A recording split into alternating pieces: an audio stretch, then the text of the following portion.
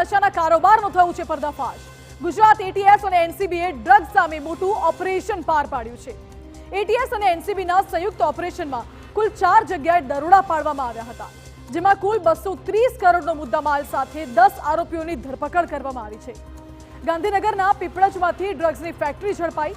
અહીંથી 500 ગ્રામ MD drugs ઉપરાંત 17 litre પ્રવાહી સ્વરૂપમાં એમડી ડ્રગ્સ ઝડપાયું છે।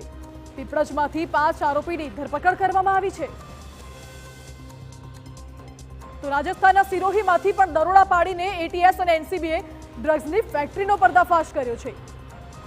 સિરોહીથી 15 કિલો એમડી ડ્રગ્સ સાથે 5 આરોપીની ધરપકડ કરવામાં આવી છે।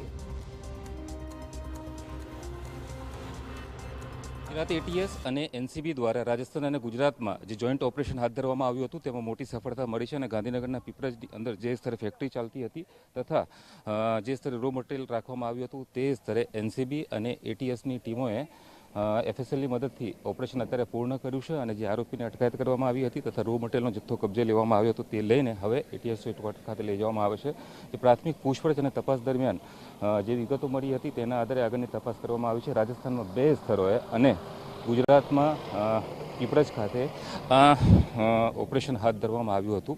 વહેલી સવારથી ચાલી રહેલું આ ઓપરેશન અંદાજે 15 કલાકની મહેનત બાદ પૂર્ણ થયું છે અને જરૂરી કાર્યવાહી પૂર્ણ કરવામાં આવી છે। એમડી ડ્રગ્સનો આ જથ્થો ક્યાં પહોંચાડવામાં આવતો હતો અને કેટલા સમયથી અહીંયા ઉત્પાદન કરવામાં આવતું હતું તે તમામ બાબતો હવે એટીએસ દ્વારા આગળની તપાસ કરવામાં આવી રહી છે। કેમેરામેન નવનીત દરજી સાથે યુનુસ ગાઝી, TV9 ગાંધીનગર।